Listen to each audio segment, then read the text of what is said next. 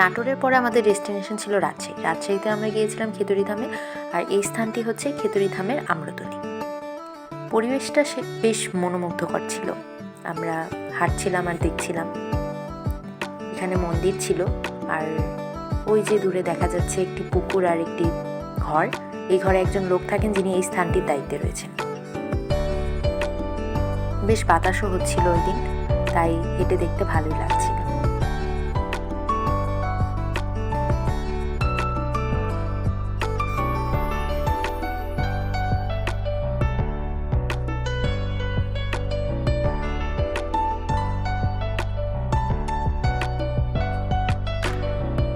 খেতড়ি ধামের অনেকগুলো মন্দিরের মধ্যে এই মন্দিরটি ছিল একটি। এখানে ভোগ নিবেদন করা হচ্ছিল ঠাকুরের কাছে, আর ভোগ আরতি হচ্ছিল, আমরা তার দর্শন করছিলাম। ভোগ নিবেদনের পর আমরা সবাই মিলে প্রসাদ গ্রহণ করেছিলাম।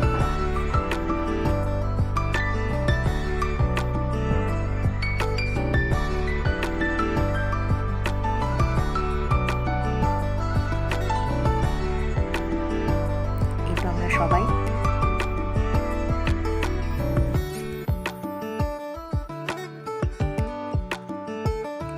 এখানে পরিক্রমা করছিলেন। এখানকার তুলসী গাছগুলো খুব সুন্দরভাবে বিন্যস্ত ছিল। আর এইটা হচ্ছে মেইন গেট খেতড়ি ধামের, আর গেটটার পাশেই ছিল রাধাকুণ্ড।